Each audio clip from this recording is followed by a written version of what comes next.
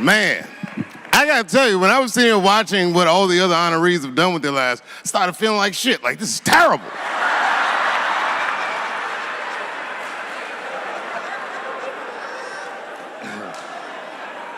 And then Bobo brought me up and started out good with that Ali picture, and then it just, whew. But that coloring book that was in the picture, I know the Alis are here, that coloring book, my mother has it. And champ, he signed it. You know, the greatest, he signed it, Muhammad Ali. And his sparring partner was there that day. And his sparring partner signed it, said the next heavyweight champion of the world, Larry Holmes. And he was. And 2-year-old Dave Chappelles colored all in that shit and just ruined the book.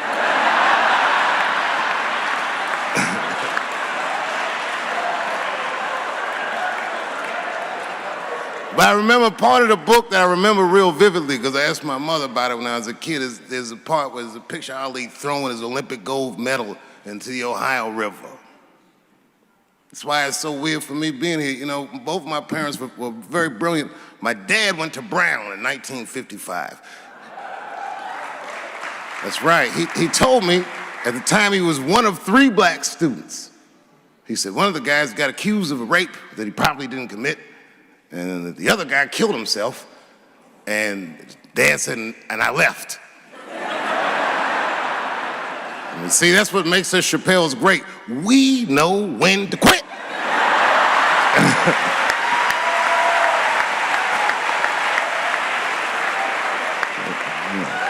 We all just live to fight another day.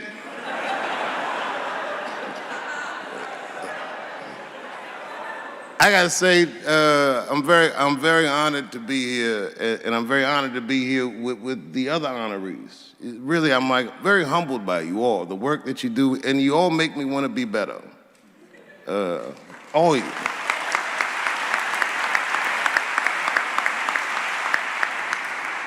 And you know, I was gonna stop doing stand-up for a while because 4 comedy specials in a year is like, that's a lot, you know. But you know, shout out to my colleagues in comedy. I just want to say that in a way, this for me belongs to my mother primarily, who was an African American studies professor, and a lot of the content that I say, she raised me well. I'm not an uninformed person. But also, you know, my colleagues in comedy, like comedians have been getting beat up pretty bad recently, and we're somehow nowadays expected to speak with the precision of attorneys or politicians. We are not. I always think of James Baldwin. You know, James Baldwin was one of my favorite writers because he managed to tell white people what they feel like to be around.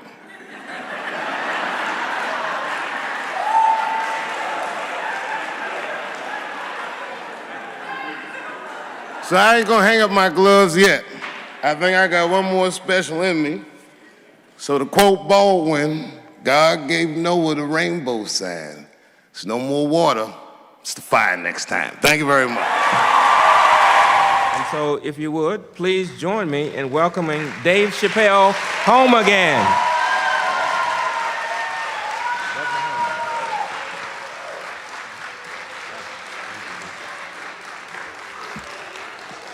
Oh, thank you. You know, I speak for a living, and I'm a little nervous today. I wanted to say thank you, Mr. President, and thank you, Bishop Green, and thank everyone at Allen University for hosting me today, because it feels special, right? When I think of this great grandfather that I've heard about in my life, but never actually touched his legacy. So it's like the product of his loins coming to meet the product of his work. And it's an important day for me personally. And I know a lot of you guys are students, and I just want to tell you I'm the first person in my family to not go to college. And as the president has told you, I've done outstanding. In spite of that,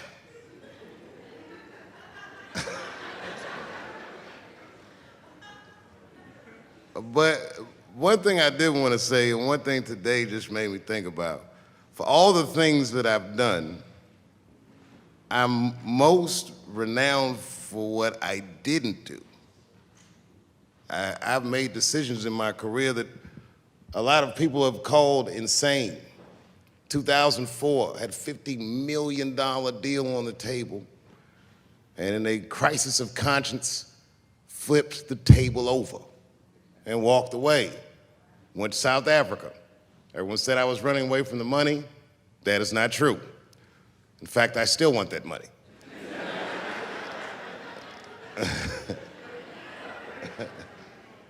The idea that I wanted to just share with you guys is the idea that sometimes you do what you think is best, whether anybody understands it or not. I heard a story about my father where someone told me he used to do statistics for a company in DC. The company he did statistics for started doing business with the South African government, so he quit his job. It's caused a lot of problems between him and his wife. It's hard for a man when he can't provide for his family the way he wants to, and he suffered through it. And a generation later, when I had my crisis of conscience, I was able to go to a free South Africa and get away from the heat. This idea that what you do in your lifetime informs the generations that comes after you is something I keep thinking about, something that is so much bigger than just ourselves. And today I'm standing in front of you guys, and I know you guys are like, oh, I know you're bored.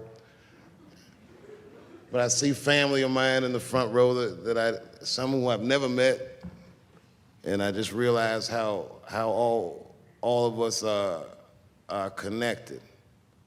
That my great-grandfather built something more substantial than buildings. He built a community, and he built, more importantly than a community, he built a way. You know, so I'm very grateful. Very grateful. Hello, police. I just saw him saying, you know what I mean? He's standing over like, so this is what black people talk about.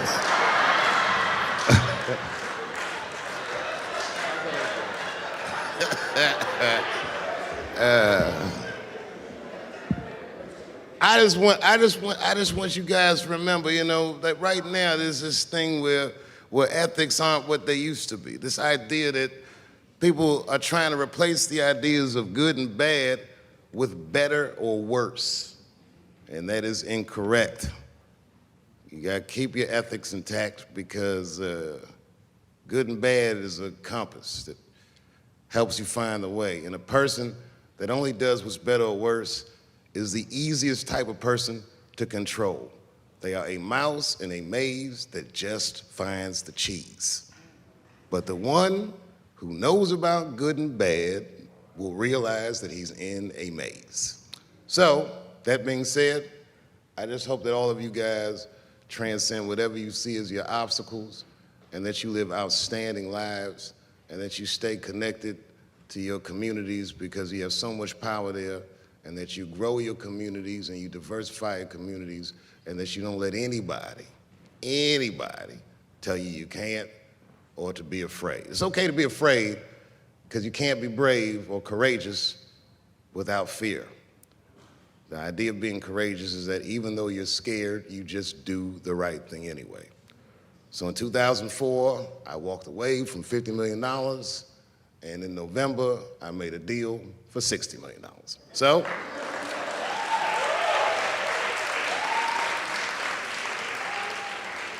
although I am not the most famous comedian of my time, I would like to know what their great-grandfathers did. I'm very proud today. Thank you very much.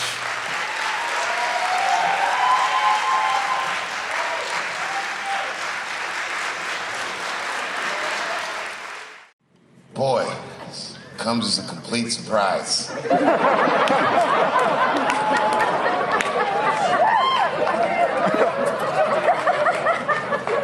mean, I read all the reviews, and they said so many terrible things. They were embarrassed for me. I had lost my way. It wasn't even worth watching. I hope all you critics learn from this. This is a teachable moment. Shut the fuck up forever.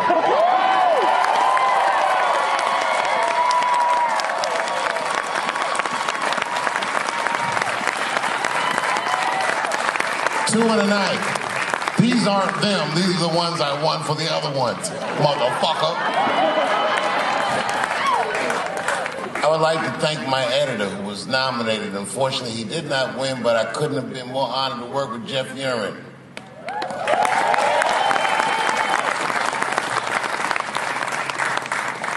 Stan Lathan has been directing television since 1968. Any show that I watched when I was growing up, he directed it. From Sesame Street to Sanford and Son to Good Times to Everything Black. And finally, you motherfuckers finally gave him an Emmy tonight. He deserves so much more, but I'm glad you came around.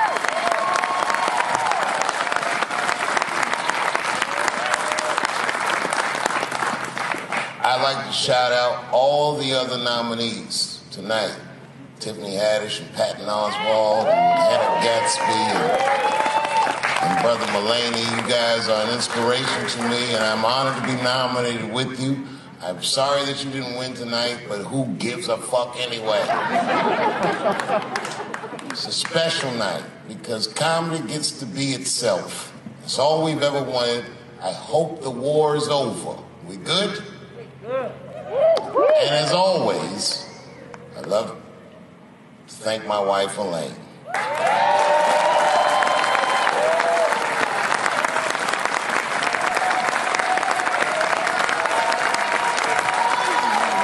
That's right.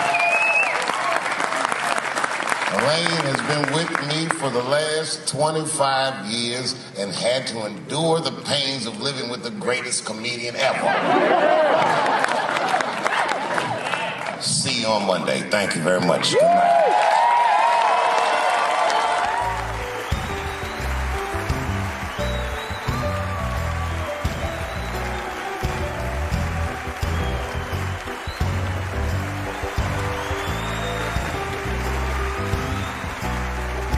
Thank you. Thank you. Thank you. I like not knowing what's going to happen. I like making memories. Sometimes I do all this crazy shit around my colleagues just so that they can tell their friends I did it. But rather than talk about myself, just briefly, I want to just talk about my genre. Stand-up comedy is an incredibly American genre. I don't think any other country could produce this many comedians. And unbeknownst to many people in this audience, I don't think there's opinion that it exists in this country that is not represented in a comedy club by somebody. Each and every one of you has a champion in the room. We watch you guys fight, but when we're together, we talk it out. I know comics that are very racist, and I watch them on stage, and everyone's laughing, and I'm like, that motherfucker means that shit.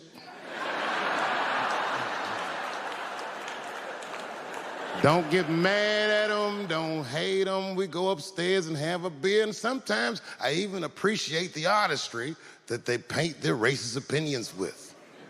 Man, it's not that serious. The First Amendment is first for a reason. The Second Amendment is just in case the first one doesn't work out. We gotta let some air out of the ball, man. The country's getting a little tight. It doesn't feel like it's ever felt in my lifetime. So tonight, I am honored that my colleagues are here in comedy and in music.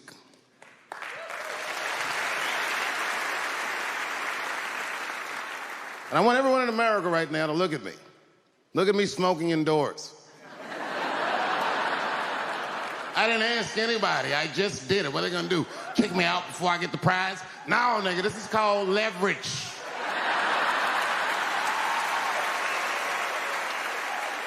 thing that I liked best about tonight was that I saw so many people from different parts of my life, like friends that I grew up with here in D.C., friends of mine from Ohio then and now, friends of mine from comedy clubs, all the fucking musicians that blew my mind. You guys have no idea how you inspired me. I want to give a special shout out to my OG, Tony Woods. Miles Davis has a quote.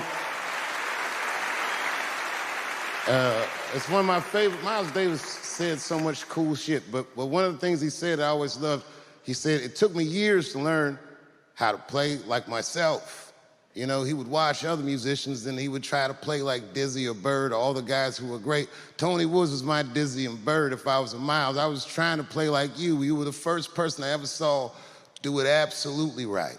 You were fearless, and you told the truth. There's something so true about this genre, when done correctly, that I will fight anybody that gets a true practitioner of this art form's way, because I know you're wrong.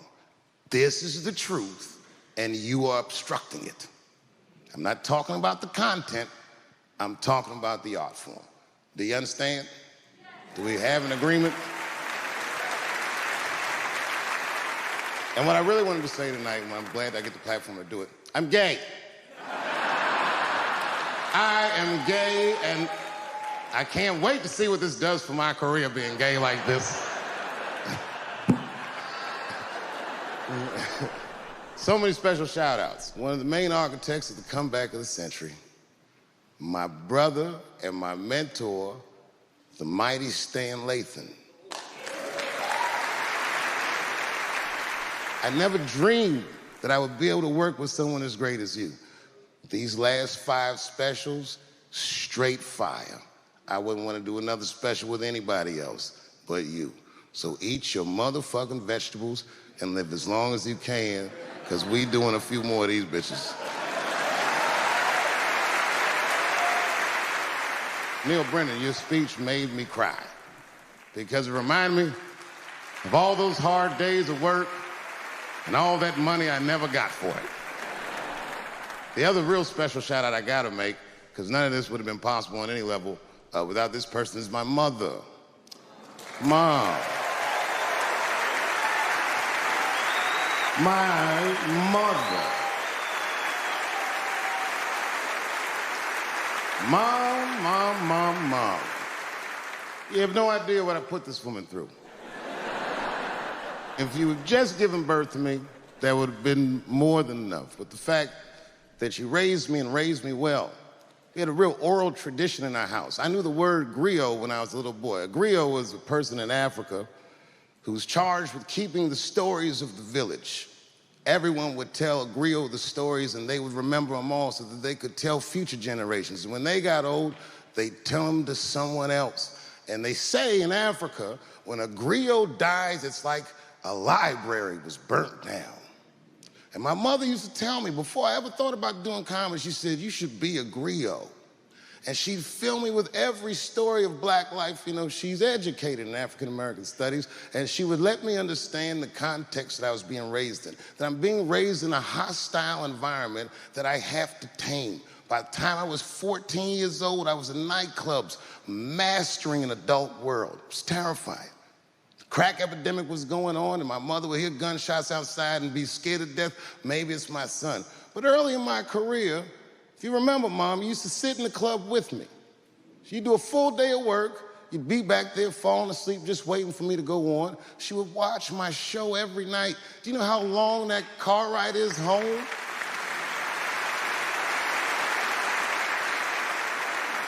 How many of you have ever heard your mother say, pussy jokes were a little too much tonight, son?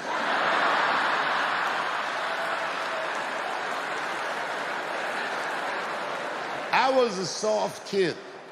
I was sensitive, I'd cry easy, and I would be scared to fist fight. And my mother used to tell me this thing, I don't even know if you remember, but you said this to me more than once. You said, son, sometimes you have to be a lion so you can be the lamb you really are. I talk this shit like a lion. I'm not afraid of any of you. When it comes word to word, I will gab with the best of them, just so I can chill and be me. And that's why I love my art form, because I understand every practitioner of it. Whether I agree with them or not, I know where they're coming from. They want to be heard. They got something to say. There's something they notice. They just want to be understood. Love this genre. It saved my life. So tonight, Mom, I would like to honor you in a very special way that I cannot do on my own. But because now I'm a man with great and influential friends, I'd like to ask my man Thundercat to come out on the stage. Thundercat, the Mighty Most Def. Washington, D.C., thank you very much for giving me a home and a place to start. Today is officially Dave Chappelle Day in Washington, D.C. The mayor declared it last night. So, in the future, on Dave Chappelle Day, I ask everyone who wishes to celebrate it to make one incredible memory for themselves and or somebody else. Thank you very much. Good night.